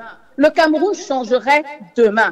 Nous devons tous rentrer. Nous sommes dans une nouvelle ère géopolitique où ils sont en train de fermer leurs portes pour chasser les enfants du pays, pour que les enfants du pays rentrent chez eux. Nous voulons rentrer. Mais celui qui rentre, je vous dis, celui qui rentre au Cameroun et qui fait des affaires au Cameroun, donnez-lui le micro. Qu'il vous fasse état des difficultés qu'ils ont rencontrées. Vous poserez les mains sur la tête. Vous poserez les mains sur la tête. Donc, moi, en tant que justicière, moi, en tant que membre de la diaspora, moi, en tant que secrétaire général des Lions et des Lions indomptables pour la libération panafricaine du Cameroun, je dis ceci. Seule, j'ai bien dit seule, une nouvelle classe gouvernante qui va puiser sa légitimité dans son enracinement populaire. Attention, nous ne sommes pas déconnectés. Hein. Moi, je suis une vraie boulou, fond de Sambalima, dont je suis fière. Nous ne sommes pas déconnectés des réalités camerounaises. Nous allons fréquemment au pays. Et tout ce que nous demandons, c'est y rester. Première chose, la diaspora sera guidée par un projet souverainiste clair. La diaspora, c'est tous ensemble. Il n'y a pas de nation camerounaise sans diaspora. Et finalement, nous, les membres de la diaspora, nous sommes prêts à affronter les pressions, j'ai bien dit les pressions, extérieures et intérieures. Nous avons cette capacité-là. Nous n'avons pas de complexe à en faire les puissances internationales. On est parti du pays, parce qu'on allait chercher quelque chose ailleurs. Souvent, malgré nous, on n'avait même pas envie d'y aller. Nous ne demandons qu'à revenir. Mais nous ne pouvons pas revenir pourquoi? Parce que nous sommes marginalisés. Moi, en tant qu'avocate, je vous partage mon expérience personnelle. Je veux rendre Cameroun exercer. Vous pensez que moi, je suis prête dans mon intérêt profond à la vie d'un procureur, à d'autres avec une enveloppe. Je n'ai étudié le droit pour ça. Je m'interdis de rentrer exercer où c'est la faute, où c'est la vie de l'argent, de la corruption. Pour être avocat au Cameroun, on n'est même pas avocat, on est marchand de tapis, on est commerçant. Les avocats, nous, sont des hommes d'affaires, ce ne sont pas des avocats, ce ne sont pas des justiciers. Parce que vous avez vu comment ils sont humiliés devant les tribunaux. Donc voilà, au nom de la diaspora, j'ai vu très vite que sur ce plateau, le débat s'est transformé. Il n'est plus question d'utilité de la diaspora, qui est incontestable, l'utilité de la diaspora, mais plutôt en une forme de justice. Qui dit quoi, qui fait quoi. Je ne sais pas si j'ai encore temps de parler, mais je vais vous donner un autre exemple très, très clair. Oui, vous allez chuter. Je dis pour les réparations, je fais partie de la diaspora. Je chute. D'accord, je chute. L'importance de la diaspora est capitale. Je vais répondre moi personnellement au président Macron, qui se permet, alors qu'il y a eu une guerre où on a tué des Camerounais de 1945 à 1971, de venir briser la question et la prendre comme si c'était une question à la légère. Moi, j'ai beaucoup de choses à lui dire. Un petit rappel à ce président qui semble avoir perdu l'esprit et erré comme s'il était ailleurs. La première question est le franc CFA. C'est un instrument de domination économique parce que c'est un mécanisme qui est imposé en France. Et il se permet de venir minimiser la question. Le monde on fait quoi? Quand il a fait sa déclaration au président Ouattara, des gens qui sont incapables de traiter des vraies questions qui intéressent les Camerounais. Je parle au nom des membres du LIPA, je parle au nom de diaspora inclusive, la diaspora majoritaire. Nous avons beaucoup à donner au Cameroun. Nous sommes seulement utiles. Nous sommes essentiels. Merci, hein. Merci Corinne Tangane. Je rappelle que vous êtes avocate du côté de l'Angleterre et panafricaniste également dans l'âme. Vous êtes une dynamique camerounaise qui fait honneur au pays. De l'autre côté, merci d'avoir été là ce matin. Je vous en prie. Bientôt. Merci. Et nous donnons la parole à Madame Bissobiela. Vous avez écouté une Camerounaise qui, j'ai failli dire, qui pleure. Elle dit qu'ils veulent bien rentrer, mais rentrer au pays pour travailler dans quelles conditions? Pour investir d'abord. Pour investir d'abord parce que elle a tout dit. Parce que si nous rapprochons de tous ces compatriotes qui veulent bien venir investir au Cameroun, ils ont tous les mêmes problèmes. Tous les mêmes problèmes. Si vous voulez créer une société, une association ou bien une ONG, il faut que vous vous légalisez. Pour que vous puissiez être légalisé au Cameroun, vous allez passer par des tracasseries. Vous voulez investir, c'est quelque chose de vraiment inhumain. Inhumain, ce que vivent les compatriotes vivant en hexagone. Mais pour vous dire, pour un Cameroun meilleur demain, la diaspora est essentielle. Essentielle dans Corinne disait que cette diaspora est capitale. Elle n'est même plus seulement utile. Oui, capitale. Dans la forme sociale, dans la forme politique, c'est-à-dire dans toutes les formes. Parce que nous voyons, même en matière sportive, c'est la diaspora qui porte le Cameroun au zénith. Dans tous les sports, dans tous les sports que porte le Cameroun, c'est la diaspora. Nous voyons que toutes nos valeurs sont expatriées. Parce qu'au Cameroun, ils se sentent lésés, ils se sentent marginalisés, comme l'a dit notre cher compatriote. Vraiment, que cette diaspora-là, ils ont dit qu'ils ne mettent pas le cœur, qu'ils serrent le cœur et qu'ils ne s'arrêtent pas de venir porter leur pied à l'édifice qui va être le Cameroun de demain. Pierre Bleriot-Nyémé, que depuis un peu plus d'un an, nous avons institué que tous les mercredis, nous devons parler de la diaspora. Avez-vous l'impression que quelque chose change? Oui, parfait, quelque chose change, mais je crois que nous-mêmes, nous devons de faire mieux. Nous devons ouvrir des fenêtres à ces diasporiens pour qu'ils puissent avoir de plus en plus confiance. Dans les relations que nous avons, il y a quand même quelques personnes sérieuses. C'est-à-dire que ce soit au niveau du problème foncier, nous avons quelques entrées qui font que nous devions ouvrir des fenêtres. Avant que ce soit officialisé, avant qu'un organe central ne s'occupe de la diaspora, je pense que nous devons réfléchir dans le cadre même déjà de cette émission, sur la mise en branle d'un certain nombre de mécanismes de facilitation. La dame que vous avez suivie, vous voyez, elle a laissé le thème. Oui, Corinne. Oui, parce que... Elle est très dynamique. Hein. Oui, elle est en larmes, elle est en pleurs. Elle a laissé le thème pour vous dire que... C'est une très grande influenceuse, mais influenceuse dans le sens noble de la chose. Voilà. Donc, pour vous dire, toutes les peines, Mais nous n'allons pas pleurer tous les jours, il faut agir. Donc, on a suggéré déjà un certain nombre de choses, il faut commencer à agir. La diaspora est utile. Mais il ne faut même pas aller très loin. Qu'elle vous disait, combien de familles, je ne suis même pas sûr que vos montants là soient vrais. Hein. Les montants répertoriés soient vrais. Tout à fait. Parce qu'au quotidien, les diasporas utilisent des subterfuges pour soutenir leur famille au Cameroun.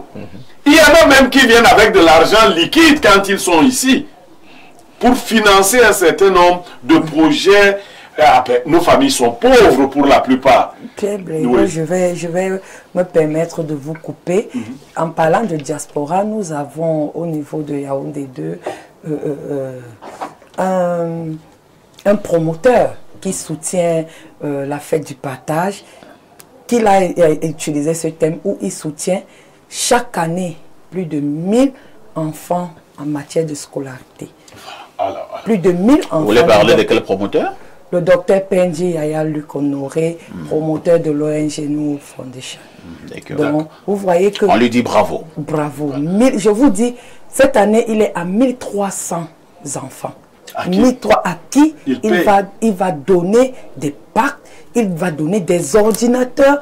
C'est-à-dire pour lui, c'est que il y a un petit quartier qu'on appelle Califoot, que Califoot change, que Califoot soit le centre des affaires du monde, en passant par là. Merci. Vous voyez que cette diaspora, ils ont bien envie. Mais comme vous avez dit, c'est nous qui leur envoyons une mauvaise image. Donc soyons des Camerounais vrais pour accueillir la diaspora. Donc, je disais donc parfait, beaucoup de choses sont faites, mais pour parler comme un membre du RDPC, beaucoup a été fait. Mais beaucoup reste encore à faire. Très bien. Alors, quelqu'un te dit ici, Blériot, bonjour au plateau, bonjour le plateau. Monsieur Blériot et Madame Corinne Bissot, bon, c'est pas Corinne Bissot, hein. C'est Corinne Atangane. Attendez votre tour, c'est François Ndambalmayou. Notre tour de quoi?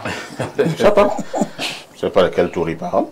Bonjour le plateau Espace Miné, la diaspora dérange. Pour partir... Pour partir, ils sont partis sans tambour ni trompette. Mais pour revenir, ils veulent le tapis rouge. Ce serait plutôt injuste vis-à-vis de nous autres restés au pays. Nous apprécions certes leurs apports, mais leur engagement en politique pollue leurs intentions humblement. Bon, c'est vrai, faut pas... Mais en fin de compte, qu'est-ce qui n'est pas politique? Qu'est-ce qui n'est pas politique? C'est ce que je ne comprends pas. Et il erre un tout petit peu parce qu'il se perd sur les vrais enjeux. Parce que vous avez vu tout à l'heure, l'avocate a dit vraiment le substantif finalement qu'on a utilisé, adjectiva là, utile, elle pense que voilà, ça ne reflète pas la réalité vitale, fondamentale, justement parce qu'il y a des enjeux stratégiques, géostratégiques, politiques, liés au développement, liés à notre survie, etc., qui sont liés à la diaspora. On ne peut pas ignorer ça. Voilà, comment on va se développer si on ne peut pas se mettre à l'école des autres? Or, on a là-bas des gars qui sont outillés maintenant et qu'on pourrait faire revenir tout simplement et mettre à contribution tout le génie qu'ils ont acquis là-bas sur place. Dans tous les secteurs d'activité, parfait, tous les secteurs d'activité, il n'y en a pas un où on n'a pas besoin de... Non, moi je comprends ce monsieur, hein, parfait, ici, il y a des gens qui savent anticiper. Plus de personnes valables qui arrivent inquiètent. Je peux comprendre. C'est clair. Les gens qui estiment. Même au village, quand vous rentrez au village, les gens ont peur de vous. Parce que vous êtes un peu la diaspora, on dit que mais comme il revient là avec les nouvelles techniques. Dans notre village même, nous qui sommes à Yaoundé, on nous appelle la diaspora. Voilà, on ne veut plus que tu viennes. On peut même souhaiter que tu restes là-bas. Quelqu'un dit ici, désolé, l'avocat ne répond pas à la question. Non. Il faut comprendre l'avocate. Elle est... C'est une avocate, elle a fait une plaidoirie. C'est une plaidoirie. Et elle profite également d'une antenne comme celle-ci pour poser un certain nombre de problèmes. Et même la question posée de manière claire. elle a également parlé, elle a dit un certain nombre de choses. Hein. Allons au plus 33, c'est la France. Bonjour parfait et à tes invités. La diaspora sert également d'émissaire, de représentants et de messagers de la culture camerounaise à l'étranger. Le Cameroun est un beau pays, Afrique en miniature, et notre cuisine excellente. Elle peut également constituer un électorat si les choses sont plus transparentes et ouvertes. Merci à vous. C'est Patrick de Strasbourg. Bonjour au parfait et à tout ton panel. Juste vous signaler que je regarde régulièrement votre émission en tant que téléspectateur régulier. Je vous prie d'éviter de tomber dans le choix monotone des thèmes. Ça devient routinier, à la limite un tout petit peu fatigant. Bon, entre-temps, qu'est-ce que tu proposes? Voilà donc les Camerounais. Non, qu'il envoie les thèmes. Jean-Marie de Minta, qu'est-ce que tu proposes? Il est de Minta. C'est vrai qu'à Minta, il y a une très bonne forêt là-bas. Il a fait comment pour avoir le réseau? Je me pose bien la question. Elle a grimpé sur un arbre. Et dit, pourrais-tu inviter d'autres personnes en dehors de tes invités permanents? Non. Voilà. Non. La réponse est non. Si tu veux venir sur le plateau, soit moi j'ai la place de Niemek.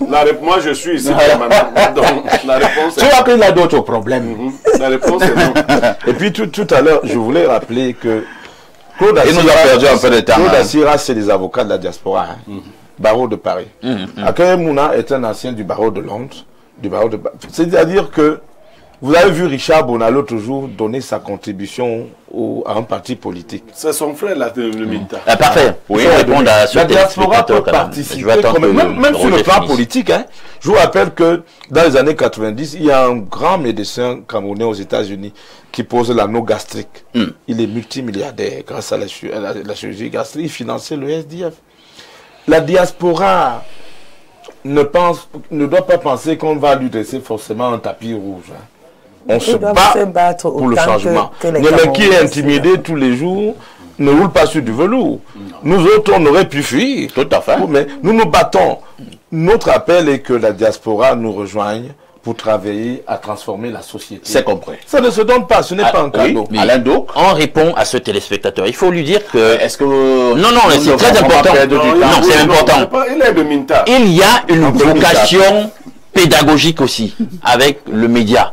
C'est-à-dire qu'on a coutume de dire qu'en réalité, la répétition aussi, c'est la mère de la science. Donc, forcément, à un moment donné, si on a eu l'impression qu'on a débattu sur un sujet et que ça ne porte pas forcément les fruits que nous attendons, tu donnes à nos voilà. Et maintenant, je reviens sur le grand Roger. Roger, vraiment, il y a ce qu'on appelle en sciences économiques les barrières à l'entrée. Vraiment, il ne faut pas encourager ça. C'est-à-dire que quelqu'un veut venir d'un marché, on voit comment la concurrence dirige, ou le système dirige des barrières. Donc, il y a des challenges qui sont propres à la diaspora, qu'elle peut gérer, et il y a maintenant les barrières à l'entrée qu'on constate. C'est-à-dire qu'on fait tout pour rendre l'écosystème impotable. Est-ce que vous pour qu'ils ne viennent pas, pour qu'ils ne s'en sortent pas, pour qu'ils ne s'épanouissent pas, la bataille de la transformation du Cameroun se fait ici. Voilà. Vous comprenez? Donc, chacun doit sa part à faire. La diaspora, il faut même du courage déjà pour rétro-pédaler parfois. Vous avez un certain statut, certains avantages, un certain type je veux dire, un standing de vie. Parfois, vous rétrogradez, vous venez dans cette espèce d'univers exempt, etc. C'est déjà, c'est un choc. C'est un défi à relever. Vous n'allez donc pas revenir et puis on se met encore à vous tracasser. Non. Bonjour, parfait, et à tout ton panel, parfait. Le renouveau a conduit le pays très bas et en pleine forêt. Un peu comme à Minta, hein. Nous sommes perdus, même les petits-enfants de 14 ans le constatent. C'est Hilaire de Niga qui envoie cette contribution. Repartons plus 33, c'est la France. Bonjour les démineurs, l'État du Cameroun évite de cheminer avec sa diaspora au nom de la corruption, car corruption et diaspora ne font pas bon ménage. Pour cette raison, de nombreux Camerounais s'installent en Côte d'Ivoire. Bonne aventure depuis Cayenne. Repartons encore toujours du côté du plus 33, c'est la France. Bonjour à vous, s'il vous plaît, parfait. Pourriez-vous me confirmer s'il y a une aide à l'installation prévue par le gouvernement camerounais pour ceux de la diaspora qui aimeraient démarrer une affaire au Cameroun? Si oui, et quelles seraient les conditions à remplir pour en bénéficier? Bénéficier de l'aide. Pendant que moi je n'en sais rien. Quand il y a des difficultés, vous vous dites que le Cameroun attend plutôt l'aide de la diaspora. Nous voulons que ces gens-là viennent investir. Allons au 241, c'est le Gabon. Monsieur Parfait ici, la diaspora camerounaise peut être utile sur plusieurs points, mais la corruption et le clientélisme nous empêchent d'être utiles pour le pays. Le problème de la double nationalité est un caillou dans notre vie. Espace Minier est notre sauveur. Pardon, j'ai perdu 19 hectares de terrain pris par une grande élite de notre village à Bonépoupa parce qu'il voulait sa part dans mon projet. Appelez-nous après l'émission. Sur la route de Abassi. Allons au plus 32, je pense qu'il s'agit de la Belgique. Au sujet de la question du jour sur l'importance de la diaspora, je dirais que l'industrialisation du Cameroun ne saurait se réaliser sans l'implication active de sa diaspora, forte de compétences techniques, de capitaux de réseaux internationaux et d'une vision moderne acquise à travers l'expérience à l'étranger. La diaspora représente une ressource stratégique incontournable. Elle est la seule capable d'apporter la rupture nécessaire face aux blocages systémiques locaux et au manque d'innovation endogène. Tant que cette force vive sera marginalisée ou perçue comme une menace, le Cameroun restera prisonnier de modèles obsolètes, figés dans un sous-développement quasi moyenâgeux. Il est donc impératif de relancer, de replacer la diaspora au cœur des politiques industrielles, non comme un soutien secondaire, mais comme le moteur principal de la transformation économique. C'est Marc Arthur depuis Anvers qui envoie cette contribution. Prenons encore cet autre message qui vient du plus 33. Il s'agit de la France. Bonjour le plateau. Je prends le débat en cours sur la diaspora, mais je pense que la première chose à faire est de mettre en place la double nationalité pour pouvoir permettre à la diaspora de ne pas être obligée de choisir entre le Cameroun et un autre pays plus développé. Merci. Que dit cet autre téléspectateur? Cette fois-ci, je pars au plus 49. C'est l'Allemagne. Bonjour, parfait. Le gozomore de la modération. Savez-vous, le marché secondaire des transferts d'argent, c'est en termes de quarantaine de milliards. Le réseau de transferts hors canaux officiels est très grand. Échange d'argent, ça se débusque dans la balance commerciale. Bonne émission. C'est Thierry de l'Allemagne. Bonjour Parfaito, il y a tout le panel. Bonne émission à vous, c'est Owana de la Barrière qui envoie ce message. Allons au plus 30, il s'agit d'un téléspectateur de la Grèce. Bonjour à ici. Et il y a qu'au Cameroun qu'on se pose la question de l'utilité de la diaspora. Le président Biya est quitté à la diaspora pour venir intégrer l'administration qui lui a tout donné. L'Israël existe aujourd'hui grâce à sa diaspora. Le Liban a été construit par sa diaspora. Le problème du Cameroun, c'est que 90% de la diaspora est opposante au régime et le régime utilise ses turiféraires pour faire croire à l'opinion qu'elle est inutile et voyou. Et paradoxalement, ils cherchent à envoyer leurs enfants. Il n'existe pas de famille au Cameroun où une maladie ou problème peut se résoudre sans l'aide d'un fils à l'étranger. Je vous mets en défi qu'un pays européen dit que désormais c'est free visa avec le Cameroun et le Cameroun se vide en un mois. La diaspora ne peut pas revenir dans ce pays à genoux. Le jour où vous aurez un régime normal, vous verrez l'apport de la diaspora. Tout est gâté dans ce pays. Voilà la rentrée scolaire. Vous connaissez combien d'enfants iront à l'école grâce à la diaspora? C'est Ali Youssef qui envoie ce message. Et quand nous lisons ce genre de message, quelqu'un à Minta nous dit que nous racontons des conneries. Nous dérangeons les gens. Mais quand on a Minta, ça peut se comprendre, parce que la forêt, les singes, les écureuils, et ça facilite vraiment la réflexion. Alors, parlons des choses sérieuses, Madame Bissoubi est là. Qu'est-ce qu'on dit à ce gouvernement camerounais pour faciliter la tâche à nos amis et frères de la diaspora? De les laisser évoluer comme tout bon Camerounais. Tout Camerounais qui se sent Camerounais, bien qu'il soit au pôle Nord, a toujours envie de revenir au Cameroun, envie de revenir dans son pays. Vous voyez, un nordiste qui arrive à Yaoundé, les photos qu'il envoie, il est la diaspora de ses frères. Donc quand il rentre au nord, il essaye un peu d'acheter des petits habits, il se fait beau. Et il est propre? Il est propre, il a un peu l'argent qu'il a travaillé, son babana. Quand il arrive, oh, c'est lui. Que ce ne soit pas peint comme ça. Hein, non, ça c'est une image caricaturée. C'est une image caricaturée. Ça peut être visible également ailleurs. Hein? Oui, donc ça se passe dans tous nos contrées. Si nous avons, un téléspectateur l'a dit, il n'y a pas une famille qui n'a pas une aide venant de la diaspora dans tous les problèmes. Merci. Vraiment que le gouvernement camerounais ouvre les portes et permette à tous ses compatriotes de venir s'impliquer dans tous les domaines au Cameroun. Merci Madame Bissoubela. Merci à Roger d'avoir été là ce matin. Merci. Que la diaspora travaille aussi à ne pas être violente, à faciliter sa compréhension. Donc carton rouge à la diaspora violente. Oui, il faut. Vous savez, les deux doivent améliorer leur rapport et leur contact. Tout à fait. On n'établit aucun contact quand on est violent et hostile. Merci beaucoup. Merci à Lendo, merci à Pierre Blériot. Ne ratez surtout pas la rediffusion de ce programme. C'est tous les soirs à partir de 22h30. Qu'on le veuille ou pas, nous bâtirons cette nation avec tous les Camerounais, que ce soit ceux de l'étranger ou ceux qui sont restés au terroir. Restez sur Info TV. Avec tout ceci, que faites-vous encore ailleurs?